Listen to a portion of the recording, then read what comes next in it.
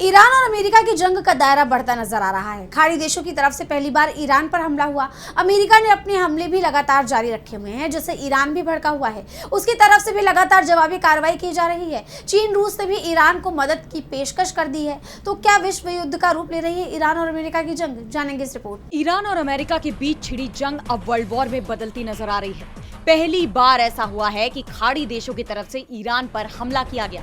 अमेरिकी media wall street journal ने अपनी रिपोर्ट में दावा किया है कि बहरीन और कुवैत ने भारी बमबारी करते हुए ईरान के एक महत्वपूर्ण ड्रोन और मिसाइल रखने वाले डिपो को ध्वस्त कर दिया।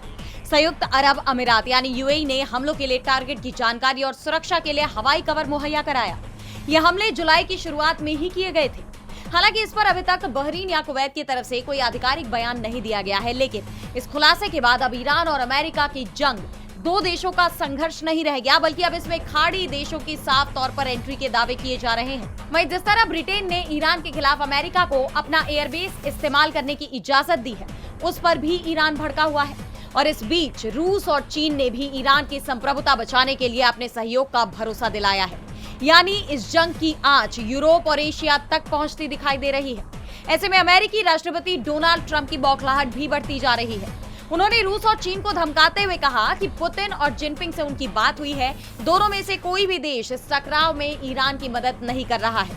अगर दोनों देश इसमें शामिल होते हैं तो इसके गंभीर नतीजे होंगे। ट्रंप दूसरे देशों को धमका रहे हैं, लेकिन ईरान के तेवर सख्त बने हुए हैं।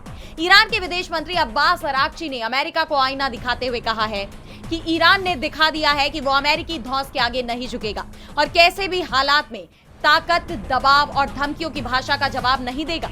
जब तक ईरानी लोगों के वैध उद्देश्य और मांगे पूरी नहीं होती, हम पीछे नहीं हटेंगे। हालांकि एक लंबे वक्त के बाद 24 और 25 जुलाई की दरमियानी रात ईरान में शांतिपूर्ण तरीके से गुजरी है।